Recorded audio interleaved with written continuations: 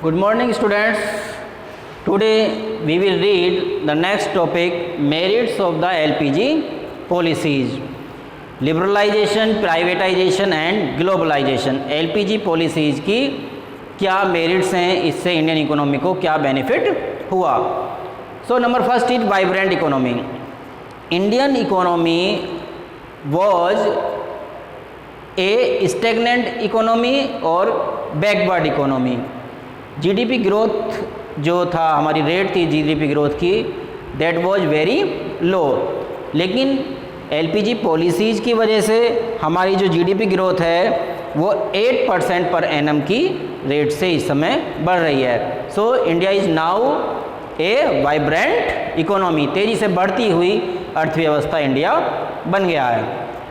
Next is stimulant to industrial production. Industrial production को बढ़ाने का काम किया है इसने। आईटी इंडस्ट्री की अगर हम बात करें इंडिया में, तो इस समय ग्लोबल रिकॉग्निशन, एक पूरी दुनिया में पहचान मिल चुकी है आईटी इंडस्ट्री को because of LPG policies. Indian market में आजकल सॉफ्टवेयर्स और पूरी दुनिया में फेम पा चुके हैं। इंडिया एक्सपोर्ट करता है यूरोपियन कंट्रीज़ और अमेरिकन कंट्रीज़ को made in India softwares. A check on fiscal deficit, जो हमारे देश का फिस्कल डेफिसिट था उस समय होता था 8.5%, जीडीपी का 8.5% हमारा फिस्कल डेफिसिट था एलपीजी पॉलिसीज से पहले। Now it reduce and this is 3.5% of GDP. तो 8.5% से हमारा जो राजकोषीय घाटा है वो कितना हो गया, 3.5%। तो जो फिस्कल डेफिसिट है उसमें कमी आई है because of LPG policies. Next is a check on inflation. जो general price level goods and services का बढ़ता था जिस स्पीड से, उसमें अब कमी आई है। इन्फ्लेशन, महंगाई में कमी आई है। Like in 2011 to 13 it was 6 to 9% per annum. Inflation rate कितना था, 6 to 9% पर एनम 2011 से 13 के बीच। और 2018-19 में कितना हो गया, 3.4%। इट मीन्स इन्फ्लेशन में कमी आई है, महंगाई कम हुई है। Next is consumer sovereignty. आज कंज्यूमर के पास a variety of products, goods and services consume करने के लिए हैं। पहले क्या था, अगर हम बैंक्स की बात करें सर्विसेज की, तो कुछ ही बैंक थे लाइक एसबीआई, इलाहाबाद बैंक, उनकी सर्विसेज अच्छी नहीं थी। आज ग्लोबल जब बैंक्स इंडिया में आए हैं, अमेरिकन बैंक्स आए हैं लाइक एचडीएफसी, आईसीआईसीआई, तो इनके आने से क्या हुआ है, प्राइवेट बैंक के आने से जो सर्विसेज हैं इन्होंने अट्रैक्ट किया है कंज्यूमर्स को, और कंज्यूमर्स को बहुत इनकी सर्विसेज बहुत पसंद आ रही हैं। और जब अगर हम बात करें फॉर एग्जांपल बाइक्स की, तो इंडिया में बाइक्स और कार की अगर बात करें तो एम्बेसडर, मारुति सुजुकी और बजाज चेतक, इस तरह के स्कूटर हुआ करते थे। लेकिन जब से ग्लोबल कंपनियां, विदेशी कंपनी इंडिया में आई हैं, तो आज ए वैरायटी ऑफ प्रोडक्ट्स इंडिया के पास हैं। कंज्यूमर्स अपनी चॉइस के अकॉर्डिंग कोई भी सेलेक्ट कर सकता है। कंज्यूमर आज बहुत अच्छी अच्छी बाइक जो बनाती हैं कंपनी, उन्हें भी नेगलेक्ट कर देते हैं। जैसे हीरो मोटर कॉर्प की आई थी एम्बिशन, अचीवर, बहुत कम सेल रही, कंपनी को इनका प्रोडक्शन बंद करना पड़ा। महिंद्रा की बाइक आई थी, महिंद्रा का स्कूटर आया था, टीवीएस की बाइक वो आया थी स्कूटी वेगो, उसका भी प्रोडक्शन बंद करना पड़ा कंपनी को। तो प्रोडक्शन चालू रहे, इसके लिए कंपनी को आज के टाइम में कंज्यूमर्स की जो चॉइस है उसका ध्यान रखना पड़ता है। और अगर कंज्यूमर नहीं चाहते तो उसको प्रोडक्शन उसका बंद करना पड़ता है। पहले क्या था, भाई एक ही कार आ रही है एम्बेसडर, खरीदनी है खरीदो, नहीं तो मत खरीदो। लेकिन आज क्या है, कंज्यूमर के पास वैरायटी है, बहुत सारे प्रोडक्ट्स हैं, और वो अच्छी से अच्छी कंपनी के प्रोडक्ट को भी नेगलेक्ट कर सकता है। Next is A substantial increase in foreign exchange. Foreign exchange reserve में इंडिया में क्या हुआ है, इंक्रीज हुआ है, इंक्रीमेंट। तो इसकी वजह से क्या है, जो विदेशी कंपनियां हैं उनका एक विश्वास बना है और वो इंडिया में इन्वेस्ट करना चाहती हैं। They prefer to invest in India because India has a large amount of foreign exchange reserve. Next is flow of private foreign investment. Private foreign investment का जो फ्लो इंडिया में होता है, तो इससे क्या बेनिफिट है? इससे क्या होता है कि इंडिया में मॉडर्न टेक्निक, जो अपडेटेड टेक्निक है वो इंडिया में आती है, क्योंकि हमारी जो टेक्निक है, जो टेक्नोलॉजी है वो आउटडेटेड हो गई थी। तो इससे हमारे इंडिया में नई टेक्नोलॉजी आई है, जिससे कि अच्छी क्वालिटी के प्रोडक्ट और सर्विसेज इंडिया में मिल पाते हैं। For example 4G technology, mobile phone की अगर बात करें हम, और अभी 5G टेक्नोलॉजी आने वाली है। तो ये इंडिया में क्या है टेक्नोलॉजी, 5G टेक्नोलॉजी अगर हम बना सकें, अगर हमें ग्लोबल सपोर्ट ना मिले, कोई बाहर की कंपनी हेल्प ना करे हमारी, तो हम बना सकते हैं क्या? नहीं कर सकते। तो ये सब किसकी वजह से होता है? ग्लोबल सपोर्ट की वजह से और फॉरेन इन्वेस्टमेंट की वजह से। नेक्स्ट इज, अब देखिए चाइना से थोड़े रिलेशन ख़राब हो गए, नहीं तो 5G पर तो यहाँ पर जो हुवाई कंपनी है चाइना की, तो उसका पूरा सेटअप लग गया था, वो आने वाली थी। लेकिन अभी किसी और देश से हमें सहयोग लेना पड़ेगा, क्योंकि हमारे यहाँ टेक्नोलॉजी इतनी अपडेटेड नहीं है। Next, recognition of India emerging economic power. आज पूरी दुनिया जान चुकी है कि इंडिया एक इकोनॉमिक पावर बन चुकी है बिकॉज ऑफ LPG पॉलिसीज। पूरी दुनिया के लोग इंडिया में इन्वेस्ट करने का मन बना चुके हैं।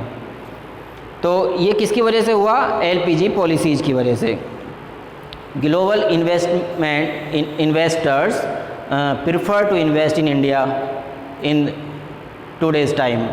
Next is a shift from monopoly to competitive market. पहले क्या था? मोनोपोली थी यहाँ पर, जैसे मैंने बताया एम्बेसडर कार्ड थी, अब खरीदना खरीदो, नहीं तो मत खरीदो। बजाज चेतक स्कूटर था, चेतक स्कूटर खरीदने के लिए 5-5 साल की वेटिंग लगती थी उस समय।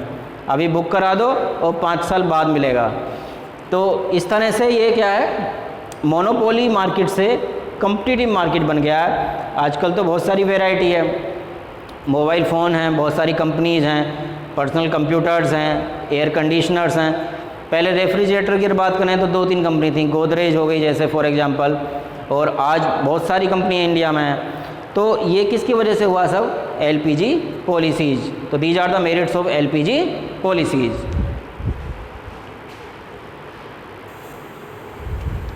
Next is demerits of LPG policies. LPG policy की डीमेरिट्स क्या हैं? Number first is neglect of agriculture. Agriculture को LPG पॉलिसीज़ में नेगलेक्ट किया गया है। इनका जो ग्रोथ है, GDP में जो कंट्रीब्यूशन है, वो पहले से अगर हम कंपेयर करें तो इतना तेज़ी से ये नहीं बढ़ पाया है। It is as low as 2 to 3% पर एनम। 2 to 3% पर एनम ये और कम हो रहा है। Agriculture sector has suffered a serious neglect and it's growth rate has slipped. इसका जो ग्रोथ प्रोसेस है वो स्लिप हो गया है, कम हो रहा है पहले से, to a miserable level, low level 2 to 3% पर एनम। तो ये this is a serious condition. ये एक चिंता की बात है कि एग्रीकल्चर सेक्टर में जो ग्रोथ प्रोसेस है वो बढ़ने की बजाय और कम हो रहा है। बिकॉज हम कितना ही इंडस्ट्रियलाइजेशन कर लें, कितने ही नए नए प्रोडक्ट्स बना लें, लेकिन जो हमारी ज़रूरत की चीज़ें हैं वो तो एग्रीकल्चर से ही पूरी होंगी। अगर हमें खाना खाना है, if we want to eat food, तो हम क्या टेबल और चेयर तो खाएंगे नहीं, हमें मक्का, गेहूँ, बाजरा, इस तरह की चीज़ की आवश्यकता है। We need pulses. Okay, so agriculture sector is very important. और रॉ मटेरियल की अगर हम बात करें, अगर टेक्सटाइल इंडस्ट्री है तो रॉ मटेरियल कहाँ से मिलेगा? एग्रीकल्चर सेक्टर से। Cotton is used to make thread. अगर कॉटन ही नहीं होगी तो धागा कैसा बनाएंगे, और धागा नहीं बनेगा तो फिर कपड़े कैसे बनेंगे? So this is very important sector. Next is, जो एग्रीकल्चर सेक्टर में जो लेबर होती है, वो एक्सेस जो लेबर होती है वही इंडस्ट्रियल सेक्टर में उसको सप्लाई किया जाता है। तो एग्रीकल्चर सेक्टर अगर ठीक से ग्रो नहीं करेगा तो लेबर की भी कमी हो जाएगी। नेक्स्ट, इंडस्ट्रियल प्रोडक्ट्स की डिमांड होती है एग्रीकल्चर सेक्टर में। For example tractors, threshers and many more machines are used in agriculture sector. तो एग्रीकल्चर सेक्टर को नेगलेक्ट करने से क्या होगा? इंडस्ट्रियल सेक्टर पर भी फ़र्क पड़ेगा, क्योंकि ट्रैक्टर्स की डिमांड कम हो जाएगी, थ्रेशर्स की डिमांड कम हो जाएगी, एट्सेट्रा।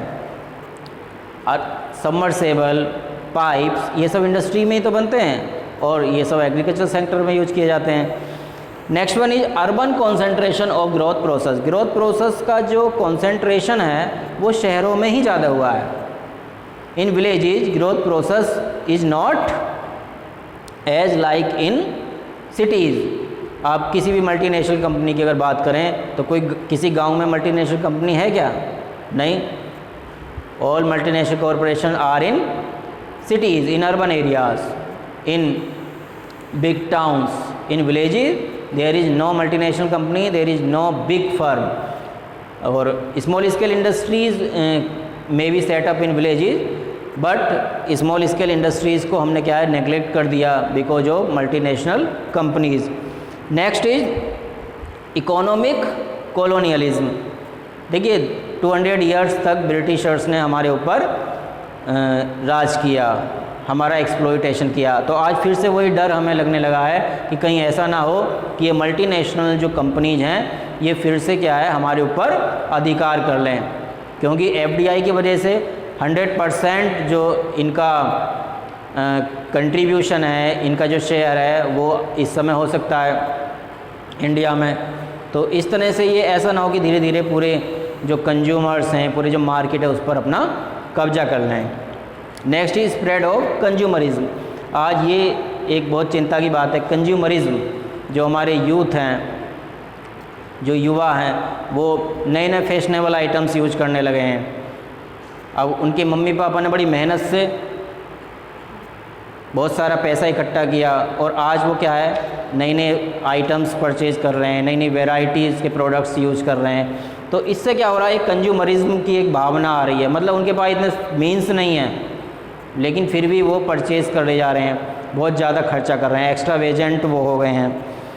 तो इससे क्या हो रहा है, वेस्टर्न कल्चर को वो स्प्रेड हो रही है और जो बोरोइंग है, उधार लेकर भी खर्चा कर रहे हैं। और मैंने देखा है कि बड़े बड़े मोस्टली इन सिटीज़ लोग EMI पर फ़ोन ख़रीद लेते हैं, 30-30, 40-40 हज़ार के फ़ोन परचेज़ कर रहे हैं। अब if they don't have so much money then what is the need to purchase these costly things. So ये spread of consumerism this is also not good for our economy. और इससे क्या होता है कि जो विदेशी कंपनी है उनको ही ज़्यादा बेनिफिट होगा, क्योंकि अगर एप्पल का फ़ोन हम परचेज़ करेंगे तो इंडिया को बेनिफिट उससे क्या होगा, उसको तो अमेरिका को बेनिफिट होगा। So this is also a very bad thing. Bullet की अगर बात करें हम तो बुलेट मोटरसाइकिल का एक क्रेज़ लोगों में आ गया है, जबकि इसका माइलेज भी बहुत कम है और 2-2 लाख की बाइक आती है। मतलब लोग, मैंने देखा कि घर भी अच्छा बना हुआ नहीं है गांव में, लेकिन फिर भी क्या है बुलेट मोटरसाइकिल उनको चाहिए। तो ये कंज्यूमरिज्म की जो फीलिंग है this is not good for our economy, और इससे क्या होगा कि लोगों का जो डेवलपमेंट है वो नहीं हो पाएगा। Lopsided growth process, growth process को जो इंडस्ट्रीज़ हैं, एग्रीकल्चर सेक्टर है, उसको भी एक तरफ छोड़ दिया है। ज़्यादातर जो IT इंडस्ट्री का डेवलपमेंट इंडिया में हुआ है, जिससे कि सर्विस सेक्टर बहुत ज़्यादा इम्प्रूव हुआ है। तो सर्विस सेक्टर से इतना बेनिफिट नहीं होता जितना इंडस्ट्रियल सेक्टर और एग्रीकल्चर से होता है, because a number of people are engaged as employees or workers in agriculture sector and industrial sector। Service sector में इतने लोग एंगेज नहीं होते हैं और उनको भी हमेशा डर रहता है कि पता नहीं कब हमारी जॉब चली जाए। लेकिन एग्रीकल्चर सेक्टर में और इंडस्ट्री में एक तरह से परमानेंट जॉब होती है, क्योंकि हमेशा ये इंडस्ट्रीज, कपड़े लोग पहनते रहेंगे, जूते लोग पहनते रहेंगे, कभी ये बंद तो होने वाले नहीं है, खाना लोग हमेशा खाते रहेंगे। तो इसलिए ये एग्रीकल्चर सेक्टर कभी बंद नहीं होगा और इसमें एक अच्छा फ्यूचर लोगों को दिखाई देता है in industrial and in agriculture sector. और सर्विस सेक्टर में पता नहीं कब लोगों की जॉब चली जाए, ये डर हमेशा बना रहता है। Next is cultural erosion. Cultural erosion means Indian culture, जो हमारी पहचान है इंडिया की। देखिए हमारे यहाँ कुछ भी ना हो चाहे, लेकिन कल्चर हमारी पूरी दुनिया में हैज़ अ ग्रेट इम्पोर्टेंस, लेकिन उसको भी लोग भूलते जा रहे हैं आज के समय में और वेस्टर्न कल्चर को फॉलो कर रहे हैं। चाहे वो रहने का तरीका हो, चाहे वो खाने पीने की चीज़ें हों। अब चाइना के आइटम्स पर इतना बैन लग रहा है आजकल, इतनी देशभक्ति की भावना जाग रही है, लेकिन चाउमीन को छोड़ने के लिए कोई तैयार नहीं है। चाउमीन लोगों को खानी है, चाहे उससे बिल्कुल हेल्थ ख़राब हो जाए। तो ये कल्चरल इरोजन, जो हमारी संस्कृति है उसको लोग भूलते जा रहे हैं। फैशनेबल क्लॉथ्स पहनते हैं, जो कि इंडिया की कल्चर में इस तरह के क्लॉथ नहीं थे उस समय। तो ये सब कल्चरल इरोजन हमारा हो रहा है। आजकल तो हेयर स्टाइल भी इस तरह की कटवा रहे हैं लोग, जैसे वेस्टर्न कल्चर में।